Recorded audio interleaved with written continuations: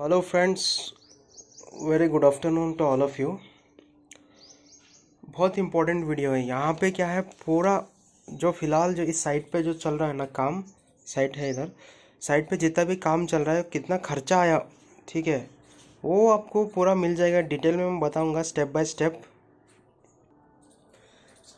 मैं आपको डिटेल में बताऊँगा। और वीडियो को आप देखिए। तो इस वीडियो में मैं डिस्कस करूँगा आपको फर्स्ट चीज़, इंजीनियर का फीस से लेके बाकी का जो मटेरियल चाहिए। जैसा मटेरियल जो मंगाया गया था, सैंड, सीमेंट, और उसके बाद आता है कंकर, एग्रीगेट बोला जाता है, 12 टू 20 mm का। फिर नेक्स्ट हम डिस्कस करेंगे जो फुटिंग को खुदाई करने के लिए उन्होंने कितना पैसा लेते हैं। फिर उसके बाद जो रॉड, लोहा, ठीक है दोस्तों, वो लोहा का क्या कॉस्ट रहेगा, एंड सेंटरिंग वाले स्लैब एरिया इसके हिसाब से अगर कंसिडर किए तो उनका कितना खर्चा रहेगा। तो ये जो है 6 चीज़ जब आप बनाते हैं बेसमेंट लेवल से पहले, मतलब एस्केवेट होके जो लेवल आता है आपका, जो ज़मीन का लेवल, और सीमेंट के बैग कितना चाहिए वहाँ तक, इस वीडियो में आपको बताऊँगा। वीडियो को देखिए, एंड वीडियो थोड़ी भी अच्छी लगी तो शेयर कर दो अपने दोस्तों के साथ, जो भी नया नया घर कंस्ट्रक्ट करें ना उनके साथ आप शेयर कर दो। एंड सब्सक्राइब चैनल, अगर आप सब्सक्राइब नहीं किए तो लेट अस सी। एंड कौन सा सीमेंट यूज़ करना, कौन सा ग्रेड यूज़ करना, वो भी मैं आपको बताऊंगा। देखो, आपके पास दो ऑप्शंस रहते हैं। एक है, ये पीसीसी के लिए आप नॉर्मल यूज़ कर सकते हैं। पीसीसी अल्ट्राटेक का है, 43 ग्रेड 53, जो चाहे वो यूज़ कर सकते हैं, कोई दिक्कत नहीं। ओपीसी है, ऑर्डिनरी पोर्टलैंड सीमेंट। एंड दूसरा आता है इसमें एसीसी कंक्रीट प्लस, वो भी आप इस्तेमाल कर सकते हैं 53 ग्रेड का, स्पेशली फॉर कंक्रीट वर्क के लिए, आरसीसी वर्क के लिए। आरसीसी वर्क में क्या था, मैं बाहर जाके आपको साइड पे दिखाऊंगा। एंड उसके बाद जो है रॉड्स, ये जो रिंग है ना दोस्तों, ये 8 mm का रिंग है। खासकर आपके कॉलम को लैटरल टाइज बोला जाता है, इसको स्टिरअप्स लैटरल टाइज, ये रिंग 8 mm का। एंड उसके बाद ये जो है 10 mm का मैट के लिए रॉड इस्तेमाल किया जाएगा। ओके, मैट के लिए। एंड यल बेंड मारा जाएगा, 3 इंच का यल बेंड। अब फिर होना आपको बाइंडिंग वायर, एक 20 किलो का बाइंडिंग वायर ले लीजिए, खरीद लीजिए। अब देखो दोस्तों, अब नेक्स्ट आता है हम सैंड जो है, ये पूरा एक टारस, यानी कि लगभग जो आ चुका है, फिलहाल जो चल रहा है मार्केट में 1700 रुपये पर टन के हिसाब से चल रहा। एंड ये जितना भी आप देख रहे हैं 57 टन है, 60 टन आता है टारस में, 10 टायर वाला। एंड फिलहाल जो चल रहा है रेट मार्केट में 1700 रुपये टन के हिसाब से चल रहा है आज की डेट में। आज तारीख है 28 नवंबर 2020। एंड ये जो सैंड का कॉस्ट लगा 96,900, यानी कि लगभग 1 लाख रुपए का ये सैंड है, ये रेत। एंड उसके बाद नेक्स्ट आता है सीमेंट। तो मैं बताया हूँ लगभग 100 थैला सीमेंट लाएगा। सीमेंट का कॉस्ट आपको पड़ जाएगा 340 रुपीज़। फिलहाल जो है एसीसी कंक्रीट प्लस का चल रहा है 340 335, सो उसको हो जाएगा 340 34,000। 100 थैला ला लीजिए फुटिंग के लिए, 16 कॉलम का ये।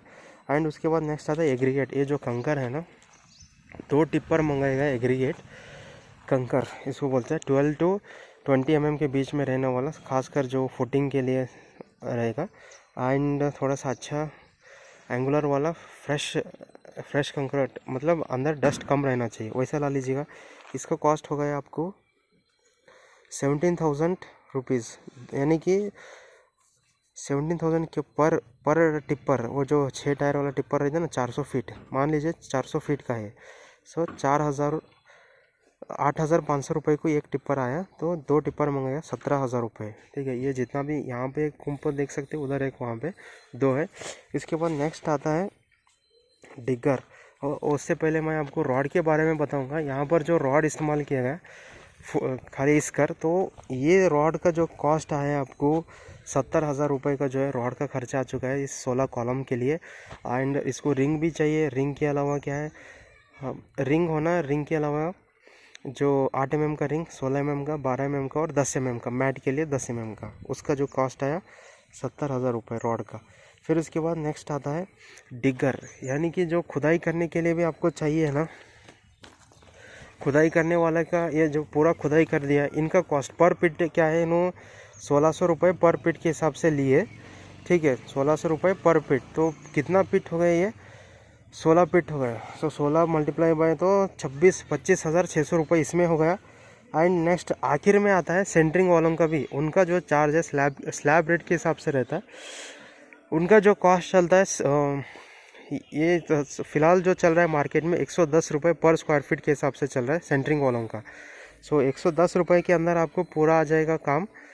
एंड अगर आप देख लीजिएगा यहाँ पे, इसका स्क्रीनशॉट लेता हूँ। सैंड का इतना हो गया, सीमेंट 34, एग्रीगेट 17,000, डिगिंग का इतना हो गया, यानी कि एक्सकेवेशन और फुटिंग, रॉड का इतना खर्च हुआ, और सेंटरिंग वालों का जो है अलग से 1,65,000 रुपये। तो एरिया वाइज रहता है, पर स्क्वायर फीट मान लो 110 रुपये। ठीक है, 1200 square feet divide multiply by 110 किया तो आपका 30-40 का आ जाएगा। सो अब तक जो माल मटेरियल लाया गया 2,74,500 रुपये का होगा, यानी कि 2,43,000। अगर आप सेंटरिंग वालों का फिलहाल इस 40-60 साइड की कंसिडर किए तो सेंटरिंग वाला जो ले रहा है वो 1,65,000, तो टोटल बन गया आपको 4,08,000। फिलहाल जो मार्केट इधर डंप किया गया 2,50,000 का अप्रोक्सीमेट डंप किया गया। तो ये काम शुरू करना है आपको मार्केट के बाद। इंजीनियर का फीस एक 5,000 मान लीजिए, उसके बाद आपका जो खर्चा आता है ना दोस्तों, वो यहाँ तक आता है, लगभग 2.5 लाख रुपए का जो है, 2.5 से 3 लाख रुपए आपके हैंड में कैश रहने के बाद आप काम शुरू करना समझो। इन हैंड 3 लाख होने के बाद आप फिलहाल इतना कुछ अभी आपको चाहिए, बोल्डर के बाद फिर अगला चाहिए मटेरियल। सो ऐसे ही स्टेप बाय स्टेप चाहिए। तो इस तरह का क्या है, इतना खर्चा आ जाएगा फिलहाल। आई विश आपको एक आइडिया मिल जाएगा होगा, कौन सा भी एक प्लान शुरू करना, कौन सा भी एक मार्केट होने के बाद एक ज़मीन लेवल तक आना बोले तो, ज़मीन लेवल ये लेवल पे आना बोले तो आपको आपके हाथ में अगर 3 लाख रहे तो काम हो सकता है। और उसके अलावा ये जो है ना, ये 2,000 रुपये, 2800 रुपये ट्रैक्टर आ जाएगा। ये 2800 रुपये, ये एक ट्रैक्टर, दो ट्रैक्टर होंगे शायद, इसको एक तो लगभग 2.5 लाख का खर्चा मटेरियल हो गया सेंटरिंग। तो 3 लाख रुपए अगर आपके हाथ में हैंड है, कैश हैंड है, तो आप कर सकते हैं इतना काम। सो इसके साथ मैं वीडियो को यहाँ पे स्टॉप करना चाहता हूँ। उम्मीद है वीडियो आपको अच्छा लगा होगा एंड ये लाइफ टाइम आपको हेल्पफुल रहेगा। कभी भी जो भी नया घर कंस्ट्रक्ट कर रहा है तो इतना पैसा आपको ज़रूर चाहिए। फ़िलहाल के लिए इस वीडियो में बस इतना ही and thank you so much. इसी तरह से सपोर्ट करना हमारे इस चैनल को। Thank you, have a great day.